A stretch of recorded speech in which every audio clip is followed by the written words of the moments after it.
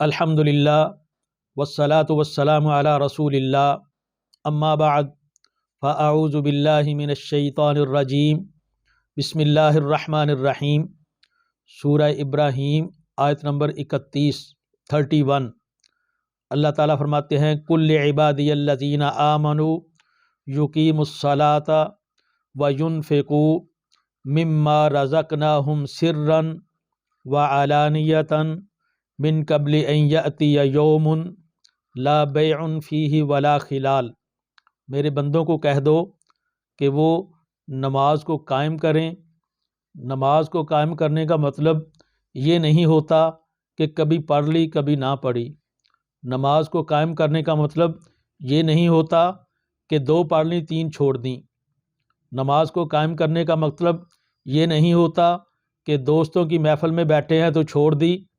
نماز کو قائم کرنے کا مطلب یہ ہے کہ 5 وقت کی باجماعت باقاعدگی کے ساتھ نمازوں کا اہتمام کیا جائے۔ تو اللہ تعالیٰ فرماتے ہیں کہ میرے بندوں کو کہہ دو کہ وہ نمازوں کو قائم کریں اور اللہ کے راستے میں خرچ کریں، جو اللہ نے ان کو دیا ہے اس میں سے خرچ کریں، سرًا چھپ چھپا کے بھی، اور لوگوں کے سامنے دینا پڑے تو پھر بھی اس دن کے آنے سے پہلے کہ جب کہ یہ خرید و فروخت بھی نہ رہے گی اور آپس میں خلیل خلت اور دوستی بھی کوئی نہ رہے گی۔ تو ایک دن آنے والا ہے جب کہ یہ تجارت، بزنس، جاب، شاپنگ، یہ اپنے سارے کے سارے کاروبار، یہ کھیتی باڑی، یہ ہر چیز ختم ہو جائے گی، یہ دنیا ختم ہو جائے گی۔ اور یہاں پر تو ہوتا ہے کہ انسان ایک دوسرے کے کام آتے ہیں، کوئی پھنس جاتا ہے، کوئی مشکل میں ہے، کوئی بیماری میں ہے تو دوست اس کے پیچھے چلے آتے ہیں۔ اللہ تعالیٰ نے فرمایا کہ ایک دن آنے والا ہے جب کہ یہ تمہاری ساری کی ساری مصروفیات بھی ختم ہو جائیں گی، معمولات بھی ختم ہو جائیں گے، اور کوئی دوست کسی دوست کے کام بھی نہیں آ سکے گا۔ اس سے پہلے اللہ فرماتے ہیں کہ میرے بندوں کو کہہ دو نمازوں کے پابند ہو جائیں اور اللہ کے راستے میں خرچ کرنا شروع کر دیں۔ سورۃ البقرہ کی آیت نمبر 245 کے اندر اللہ تعالیٰ نے ارشاد فرمایا من ذا الذی یقرض اللہ قرضا حسنا، کون ہے جو اللہ کو قرض حسنہ دے دے؟ اللہ تو خود غنی ہے، ہم فقیر ہیں، تو اللہ تعالیٰ نے جو ہمیں مال دیا ہے اگر اللہ کے راستے میں دیتے ہیں تو اللہ فرماتے ہیں کہ یہ تمہارا میرے پاس قرض ہے، اس کا فائدہ کیا ہوگا؟ فَيُضَاعِفَهُ لَهُ أَضْعَافًا كَثِيرًا، اللہ تعالیٰ اس تمہارے صدقے کو بہت زیادہ بڑھا دیں گے۔ وَاللَّهُ يَقْبِضُ وَيَبْسُطُ وَإِلَيْهِ تُرْجَعُونَ، مال کو تھوڑا بھی اللہ کرتا ہے، مال زیادہ بھی اللہ تعالیٰ دیتا ہے، اور ساتھ ہی فرما دیا کہ ایک دن آئے گا کہ تم نے میرے پاس چلے آنا ہے، اس وقت سے پہلے تمہارے پاس موقع ہے کہ تم زیادہ سے زیادہ اللہ تعالیٰ کے راستے میں خرچ کر لو۔ صحیح مسلم کی حدیث نمبر 1014 نبی علیہ السلام نے فرمایا کہ جس وقت بندہ کوئی ایک کھجور اپنے رزق حلال میں سے وہ اللہ کے راستے میں دیتا ہے، الا اخذہ اللہ بیمینہ، اللہ تعالیٰ اس کو اپنے دائیں ہاتھ میں لے لیتے ہیں، فیربیھا کما یربی احدکم فلوہ، جس طرح کوئی بندہ تم میں سے اپنے جانور کو پال پال کے بڑا کرتا ہے تو اللہ تعالیٰ بھی تمہارے صدقے کو بڑا کرتا ہے، یہاں تک کہ جو ایک کھجور کے برابر صدقہ دیا ہوتا ہے، حتی تکون مثل الجبل او اعظم، وہ ایک کھجور پہاڑ جتنی ہو جاتی ہے یا اس سے بھی زیادہ ہو جاتی ہے۔ تو اللہ کے راستے میں خرچ کیا ہوا وہ ضائع نہیں ہوتا بلکہ اسے اللہ تعالیٰ اتنا زیادہ بڑھا دیتے ہیں۔ صحیح ابن خزیمہ کے اندر ایک روایت ہے، شیخ البانی رحمۃ اللہ علیہ نے اس کے بارے میں کہا کہ اسنادہ صحیح علی شرط مسلم، جس طرح امام مسلم کی شرطیں ہیں اس شرطوں کے مطابق یہ صحیح حدیث ہے۔ نبی علیہ السلام نے فرمایا کل امرئ فی ظل صدقتہ حتی یفصل بین الناس، قیامت والے دن جتنی دیر تک لوگوں کے فیصلے نہیں ہوتے، یہ صدقہ و خیرات کرنے والا اپنے صدقے اپنے اللہ کے راستے میں کیے ہوئے خرچ صدقات و خیرات کے سائے کے اندر ہوگا۔ تو گویا کہ یہ صدقات و خیرات اس کے لیے سائے کا ذریعہ بن جائیں گے۔ الترغیب و ترہیب کے اندر ایک روایت ہے، شیخ البانی رحمۃ اللہ علیہ نے اس روایت کو صحیح کہا۔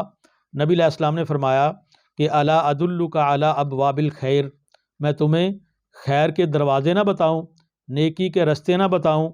تو صحابی کہتے ہیں کہ حضور ضرور بتائیے۔ نبی علیہ السلام نے فرمایا کہ الصوم جنۃ، روزہ رکھنا یہ تمہارے لیے ڈھال بن جاتا ہے۔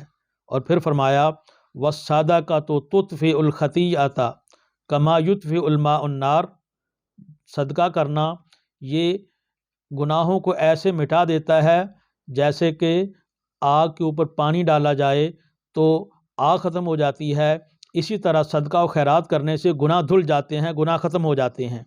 صحیح بخاری کی حدیث نمبر 6540، نبی علیہ الصلوۃ والسلام نے فرمایا اتقوا النار ثم اعرض واشاح، آپ نے فرمایا کہ آگ سے اپنے آپ کو بچا لو۔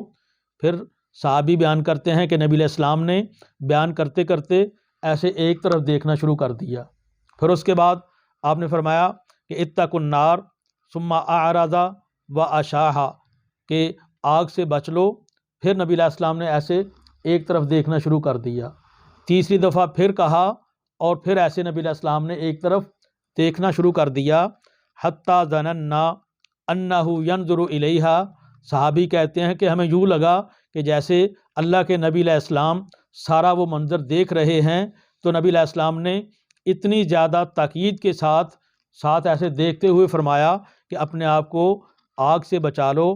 پھر فرمایا کہ اتقوا النار ولو بشق تمرۃ، اپنے آپ کو جہنم کی آگ سے بچا لو، خواہ کھجور کا تھوڑا سا حصہ دے کر ہی اللہ کے عذاب سے بچا جائے، اگر یہ نہیں فمن لم یجد فبکلمۃ طیبہ، اگر یہ نہیں تو کم از کم اچھی بات کر کے ہی اپنے آپ کو جہنم کی آگ سے بچا لو۔ سنن نسائی کی ایک روایت ہے، حدیث نمبر 2526، 2526، شیخ البانی رحمۃ اللہ علیہ نے اس روایت کو حسن کہا۔ نبی علیہ السلام نے فرمایا سابق درہم مئۃ الف، ایک درہم 1,00,000 درہم سے سبقت لے گیا۔ صحابہ نے عرض کی کہ حضور ایک طرف 1 درہم ہے، ایک طرف 1,00,000 ہے، تو 1 درہم 1,00,000 پہ کیسے سبقت لے گیا؟ نبی علیہ السلام نے فرمایا کہ ایک بندہ، اس کے پاس 2 ہی درہم تھے، اس نے 2 میں سے 1 اللہ کے راستے میں خرچ کر دیا، گویا کہ اس نے اپنی آدھی جائیداد، اپنی آدھی مالیت اللہ کے راستے میں دے دی۔ اور دوسرا بندہ، اس کے پاس لاکھوں تھے، اس کے پاس بہت زیادہ تھا، اس نے اپنے مال میں سے تھوڑا سا حصہ نکالا تو وہ 1,00,000 بن گیا۔ تو گویا کہ ایک بندے نے اپنی آدھی دولت دے دی، وہ 1 درہم بنا، اور ایک نے بہت زیادہ میں سے 1,00,000 بھی نکال دیا۔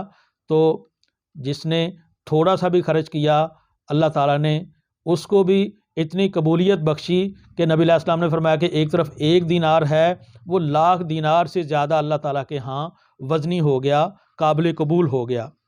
سلسلہ احادیث صحیحہ کے اندر ایک روایت ہے، اور شیخ البانی رحمۃ اللہ علیہ نے کہا کہ رجالہ ثقات، اس کے اسناد کے راوی سارے ثقہ ہیں، گویا کہ یہ قابل قبول اور قابل استدلال حدیث ہے۔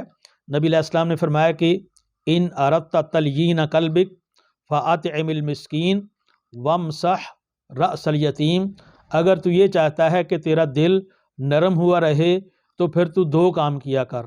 پہلا کام یہ کر کہ مسکینوں کو کھانا کھلانا شروع کر دے، دوسرا کام یہ کر کہ یتیم کے سر پہ دست شفقت رکھا کر۔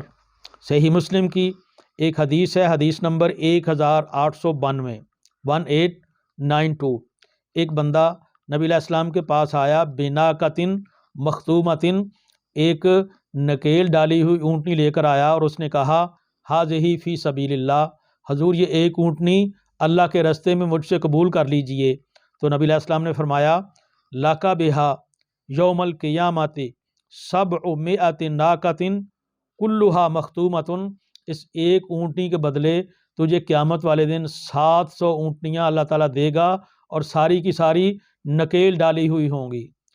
اگر کسی جانور کو اونٹنی کو نکیل نہیں ڈالی تو وہ بات مانے نہ مانے بھاگ جائے، لیکن جس جانور کو، جس اونٹنی کو نکیل ڈال دی جاتی ہے، اسے مالک جدھر کو لے کے چلتا ہے وہ اس کے پیچھے پیچھے چلتا ہے، جہاں بٹھاتا ہے بیٹھ جاتا ہے، جب وہ اسے کھڑا کرتا ہے وہ کھڑا ہو جاتا ہے، تو گویا کہ وہ اس کا تابع دار ہے۔